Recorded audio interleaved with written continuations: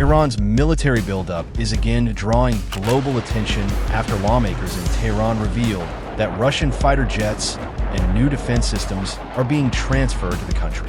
Reports from Iranian outlets suggest that Moscow has already sent MiG-21 aircraft, with advanced Sukhoi Su-35 fighters expected to follow soon.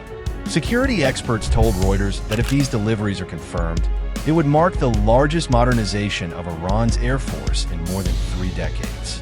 Abul Fazl Zoravand, a senior member of Iran's parliament, told domestic media that the MiG-29 jets are now stationed at Shiraz Air Base.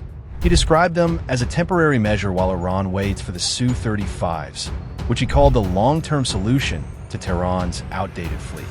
His remarks, quoted by Tasnim news agency, have not yet been verified by Russian officials, but they quickly sparked international discussion. Along with the jets, Zoravand also claimed that China's HQ-9 surface-to-air missiles and Russia's powerful S-400 defense systems are being supplied to Iran in what he described as significant numbers. Neither Beijing nor Moscow has publicly confirmed such deliveries, though defense analysts note that both systems would radically strengthen Iran's ability to defend its skies against Israeli or American aircraft. Iran's air force has long been seen as one of its weakest points. Much of its inventory dates back to the 1970s, when it purchased F-4 Phantom and F-14 Tomcat fighters from the United States. After the 1979 revolution, sanctions blocked access to spare parts and upgrades, forcing Tehran to rely on local modifications and a small number of Russian jets obtained in the 1990s. Al Jazeera reported that despite Iran's claims of domestic production, its air fleet has been aging and increasingly vulnerable.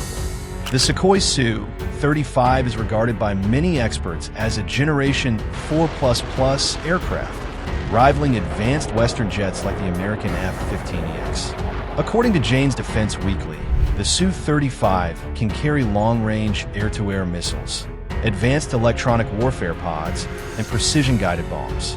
If Iran receives the full number of aircraft it has requested, estimated at around 50, it would significantly alter the balance of power in the skies over the Gulf region.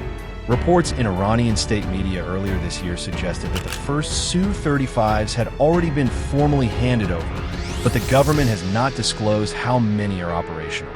Western observers quoted by The Guardian believe the deliveries have been slow, partly because Russia needs many of its own jets for the war in Ukraine. Still, the prospect of even a limited number of Su-35s reaching Iran has raised concerns in Washington and Tel Aviv. Iran's defense posture has also been weakened after Israeli airstrikes earlier this year destroyed its last remaining S-300 air defense units. These systems had been supplied by Russia in 2016 and were considered Tehran's main shield against high-altitude attacks. BBC News reported that the loss of the S-300s left Iran exposed, giving added urgency to its efforts to acquire replacements such as the S-400 in China's HQ-9. The S-400, already deployed by countries like Turkey and India, is one of the world's most advanced missile defense systems, capable of engaging aircraft, cruise missiles, and even some ballistic missiles at ranges of up to 400 kilometers.